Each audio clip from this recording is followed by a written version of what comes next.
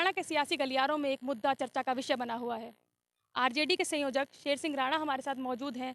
Sir, आज जो announcement हुई है गठबंधन की, उसको किस तरीके से देखते हैं? देखिए, राष्ट्रवादी जनलोक पार्टी और इनेलो ने मिलकर हरियाणा में काम करने का फैसला किया है, जिसकी घोषणा इनेलो से अभय चौटाला जी ने और मैं राष्ट्रीय संयोजक हूँ राजपा का, मेरे माध्यम से की गई है। और इसका मुख्य कारण ये है कि समय समय पर चाहे कांग्रेस हो चाहे भाजपा हो, उन्होंने हरियाणा को बर्बाद करके रख दिया है। आज किसान बहुत परेशान हैं, युवा बड़ा बेरोजगार है, हमारी महिलाएं हमारी बहनें सुरक्षित नहीं हैं।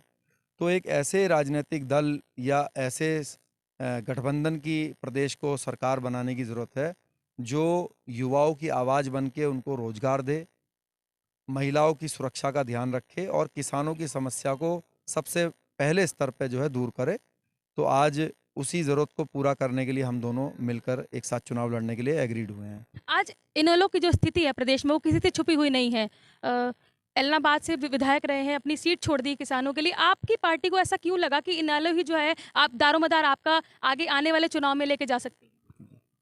देखिए, चाहे मैंने जैसे आपसे बताया भाजपा या कांग्रेस की अगर बात करें, भाजपा आज जेजेपी के साथ मिलकर सरकार चला रही है। सबको मालूम है कि ये दोनों पार्टियां एक दूसरे के विरोध करके चुनाव लड़ी, लेकिन सिर्फ सत्ता का लालच और हरियाणा को लूटने के लिए इन्होंने दोनों ने अलग विचारधारा होने के बाद भी आज सरकार बना के बैठे हुए हैं। लोग बहुत परेशान हैं। तो हमारी और इनेलो की तो करीब करीब समान विचारधारा है। हमारा भी मकसद है कि किसानों की समस्या दूर हो, क्योंकि हम किसान पुत्र हैं। और जब हमने देखा कि त्याग करते हुए अभय चौटाला जी ने किसान के मुद्दे पर त्याग पत्र दे दिया अपनी विधानसभा के लिए, विधानसभा से, तो हमें सबसे अच्छे व्यक्तित्व वो लगे। इनेलो ने जो है युवाओं को रोजगार देने का बहुत अच्छे से कार्य किया था, तो वो भी हमारा मुख्य एजेंडा है। तो हमारे समान विचार हैं और इसीलिए हमने फैसला किया कि दोनों मिलकर काम करेंगे। हरियाणा में पंचायत चुनाव का बिगुल भी बच चुका है। क्या आपकी पार्टी गठबंधन से पंचायत चुनाव में भी कुछ इस तरह का आप कैंडिडेट्स उतारने वाले हैं? बिल्कुल, अवश्य ही। चाहे पंचायत चुनाव आए, चाहे विधानसभा चुनाव आए, चाहे लोकसभा के चुनाव आए, जब लड़ेंगे तो मिलकर लड़ेंगे। क्योंकि हमारी या उनकी पार्टी जो है वो इस तरह से काम नहीं करेगी कि भाई अभी निजी स्वार्थ को देखे। हमारा मकसद है कि हरियाणा की जनता का विकास हो, उनको उनके अधिकार मिले।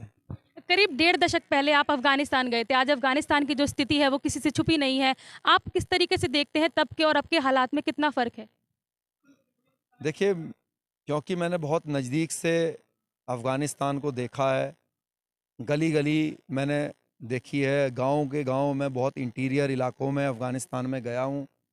पृथ्वीराज चौहान जी जो हमारे सबके महान पूर्वज, उनकी 800 सालों से उनकी समाधि पर जूते चप्पल मार के उनका अपमान किया जाता था, उसको वहाँ से उनकी मिट्टी को लाने का मुझे मौका सौभाग्य मिला।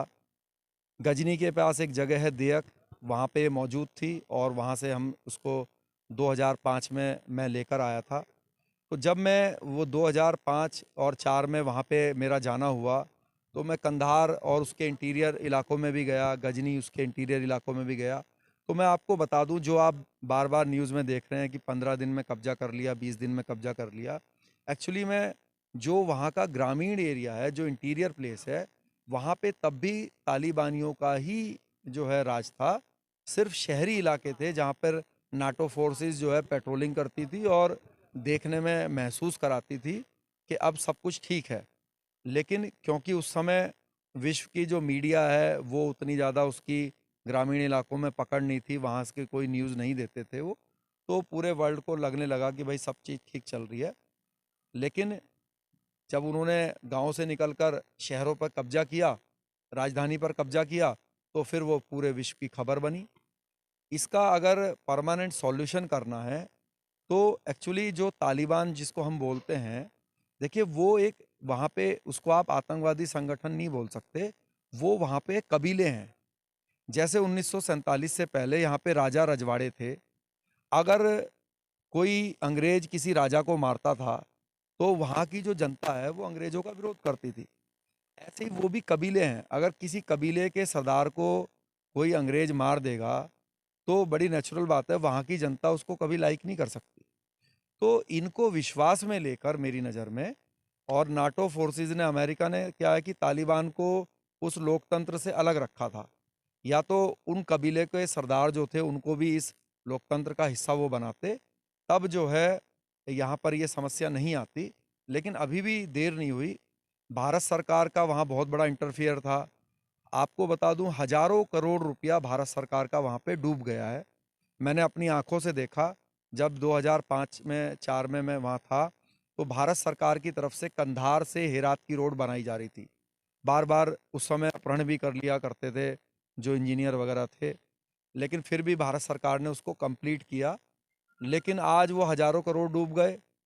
लोकसभा भी बना के दी, पार्लियामेंट बनाया काबुल का, वो भी मैंने देखा था। कई अस्पताल बनाए, टाटा की कई बसेस जो है वहाँ पर सड़क पर इस्तेमाल। पार्लियामेंट की आपने बात की, कई सांसद की रोज़ हम तस्वीरें देख रहे हैं, आंसू बहा रहे हैं, रो रहे हैं। उस तो उन तस्वीरों को देखकर क्या लगता है कि आज जो है हमारे प्रधानमंत्री को या देश की तरफ से क्या एक ऐसा स्टेप लेना चाहिए जिससे इस चीज़ पे कोई इफ़ेक्ट पड़ सकता है? देखिए, ये कहना कि तालिबान से या उससे भारत सरकार को बहुत बड़ा खतरा है, तो ऐसा तो मैं मानूंगा नहीं। क्योंकि भारत की जो फोर्सेस है, जो सुरक्षा व्यवस्था है, वो तो उनसे बहुत बहुत ज़्यादा आगे है। हाँ, लेकिन उनके देश पर जाकर उनको कब्जा कर लेना या उस तरह का, वो इसलिए थोड़ा मुश्किल होता है क्योंकि वहाँ पे कुछ है ही नहीं, सिर्फ पहाड़ ही पहाड़ हैं। अमेरिका ने अटैक किया, वो लोग अपना गाँव में जाकर छुप गए, तो आम आदमी को तो आप मार नहीं सकते। जैसे नक्सली होते हैं, नक्सली जो है अटैक करते हैं, फिर अपने घरों में जाके रहने लगते हैं, खेती करते हुए दिखते हैं। अगर आप किसी को पकड़ेंगे, वो कहेंगे कि जी ये तो किसान है, खेती करता है। ऐसे ही जो तालिबान है, वो कोई ऐसा नहीं है कि हर समय कोई फोर्सेस है या हर समय गन लेके बैठा हुआ है। वो दिन में अपना काम धंधा करते हैं, जब उनको कोई कार्रवाई करनी होती है तो इकट्ठे करके कर देते हैं। तो इनसे जो निपटने का तरीका है, वो सिर्फ डायरेक्ट फोर्स नहीं है। इनसे निपटने का तरीका है कि उनके जो कबीले के सरदार हैं, उनसे वार्ता करके और उनको इस चीज़ के लिए मनाया जाए कि लोकतंत्र में आप आइए। पूरे विश्व में सिर्फ एक आप ही ऐसा देश बचे हैं जो लोकतंत्र का हिस्सा नहीं है। आप कबीले के सरदार बने रहिए, आप ज़्यादा नहीं तो जो यूएई है उस तरीके से आप आ जाइए, लेकिन सभ्यता को, जो सभ्य तरीके से है, उसको आप उस प्रकार से अपने देश को चलाइए। तो मुझे लगता है कि अभी ये जो तालिबानी के लोग दिखते हैं, देखने में शुरुआत में ऐसा लगता है कि भाई ये आतंकवादी हैं, लेकिन एक्चुअली वो उनके सोल्जर हैं। हमारे मन में एक बच चुका है, भाई जिसने खाकी वर्दी पहनी हुई है वही आर्मी का है। अब उनके पास इतना इंतज़ाम नहीं है कि वो अपने बंदों को जो है यूनिफ़ॉर्म दे सकें। तो जो अपना उन्होंने पहने हुए हैं, वही पहने हुए हैं, अपना ट्रेनिंग ली, अपना एक गन दे दी, तो वो उनका सोल्जर है। तो उनको उसमें लाने में, प्लेटफ़ॉर्म पे लाने के लिए कार्रवाई करनी चाहिए, वो भी उनके सरदारों से बात करके। बहुत बहुत धन्यवाद। तो शेर सिंह जी का कहना है कि लोकतांत्रिक तरीके से तालिबानियों को सामने आना चाहिए, जिसकी आज समाज को बहुत ज़्यादा ज़रूरत है।